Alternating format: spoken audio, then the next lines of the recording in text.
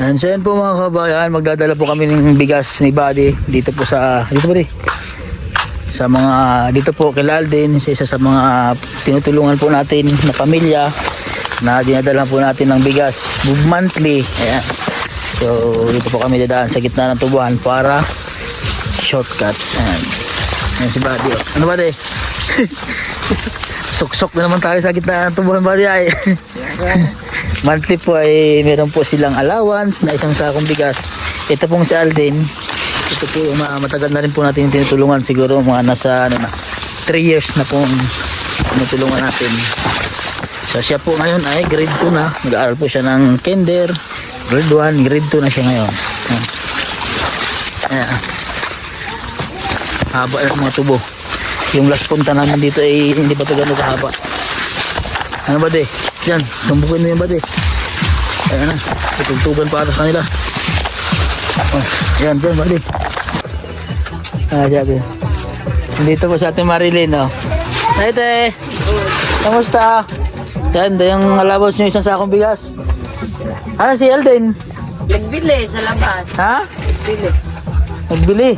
Asan si ano? Si ano? Si Vincent. Vincent. Vincent! Bagong gupit si Vincent ay! Ano Vincent? Oh, bagong gupit si Vincent. Kamusta na ikaw Vincent? Ha? Kulang po. Aba. Ano di kuya mo? Nagbili daw? Ano? Nagkakape kayo? Nagkape. May allowance na kasi sila monthly. May bigas po sila monthly. Kasi si Alden po, tinutulungan po naming mag-aral. So, grade 2 na si Alden ngayon tayo, no? Kamusta ang pag-aaral niya? Ayos naman. Wala lang pasok ngayon. At may balibol yata ang mga teacher. May volleyball. Bukas pa siguro. Tumaba na kayo, Ate Marilyn. Ha? So, maga sa sipon. Ha? Ano yan? Paga lamang? Sa sipon. may kayong baga? Sipon eh. Namaga sa sipon? Nakakataba pala ng mukha ang sipon. Ano, wala ba kayong trabaho? Wala pa eh. Ha? Wala pa. Wala pa. Ay, sabihin mo si Vincent, si Kuya Vincent. Wala pa. Magaling na po yung paa nyo? Ay, nasakit nga eh. Pinalinis ako ng matanda dyan sa gilid ng ano, sakit. Ay, na ano kasi. Pero nag-start na kayo magtrabaho? Hindi pa. Hindi pa? Bakit di pa? Wala pa. Akinsi pa daw. Sa akin si pa. Ng December? Ang tagal-tagal pa ano? Yung iba, nagsimula na nga eh. Oo, sila din. Wala pa. Nagsimula na sila. Makailang truck na kami, wala. Kaya ano? Saan si Alden? Wala pa. Nakakanta yun si Alden eh. Kanta ngayon. Nakanta. Diyan nga sa amo namin pagka yung dating yung mga hipag, pinapakanta siya sa video okay. Opo. Kisgan. Mahigit maano-ano na siya magbasa. Marunong na siya magbasa. Marunong na siya mag-ano ng kisgan na kinakanta niya. Kamusta naman po yung pag-aaral niya? Ate Marilyn? Ayos naman. Kahit paano na ano na rin naman siya. Tuwing nasalubong ko siya pag umaga, may dala siya laging baon. Dati kasi di ba hindi siya masyado magbasa kasi nga palipat-lipat. Oo, palipat-lipat kayo. Mag-aaral. Sino nagtuturo sa kanya magbasa? Ikaw? Hindi nga ako marunong. Hindi ka? Hindi nga ako marunong magsulat ng pangalan ko. Sino nagturo sa kanya Sinasabihan ko lang siya na sikapin niya na mag-ano siyang mahigi at may tulong eh. Natutulungan siya sa kanyang... Na ano lang din siya kasi meron siyang libro, ay yung notebook. Turuan din na siguro ng kanyang teacher magbasa. Doon siguro pag nagbabasa. Pag may bika, tinuturuan naman yan sila magbasa eh. Pag walang pasok, sinasabihan ko na basahin mo mahigi yan kung ano yan. Pagka tinatanungan niya, ano kaya ito man? Ako, hindi ko naman alam. Marunong na siya magbasa. Kamusta naman po yung mga grades niya? Ayos naman. Ayos naman Yung, po. ako, mababa yung ano niya ngayon. Yung ano, 75. Yung anong grades niya? Oo, tapos nag-ano uli kami, nakadalawang pirma ako sa ano, nag-88. Pero wala naman siyang bagsak. Wala, ano daw naman. Sabi naman ng ano, hindi pa daw siya yung ano ba ito?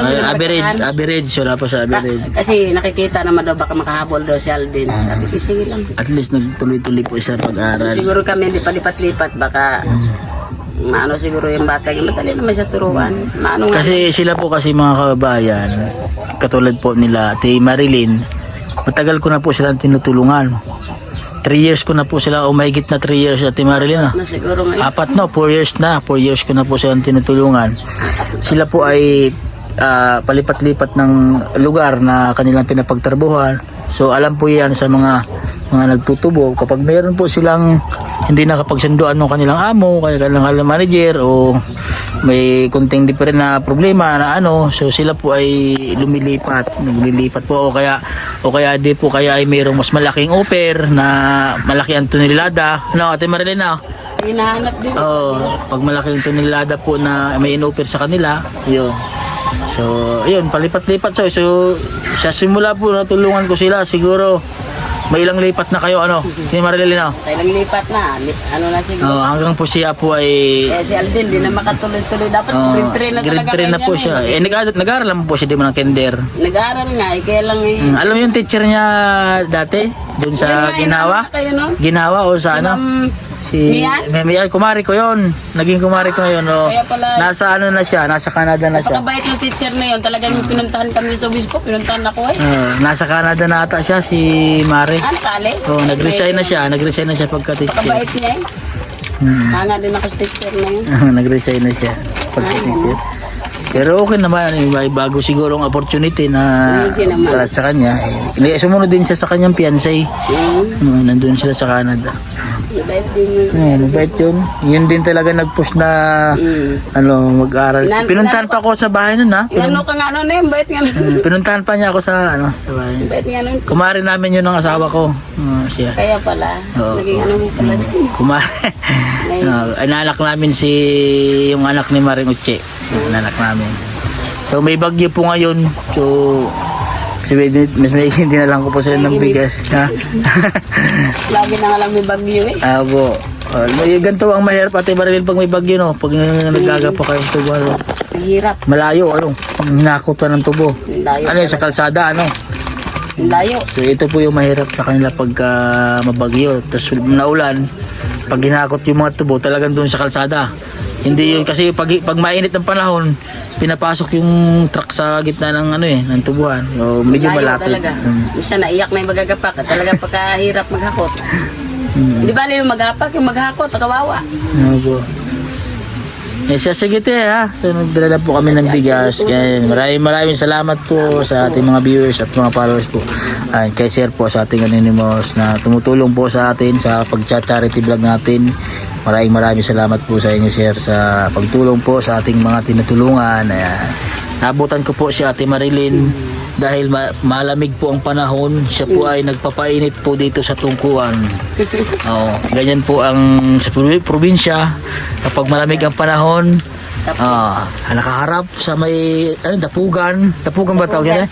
Nakaharap sa dapugan, tapos nagpapainit, tapos higop na mainit na kape. Sabi nga nila, pag lagi nang nausok, akala lagi may nagluluto, pala pinapausok. Pinapakuluan lang pala.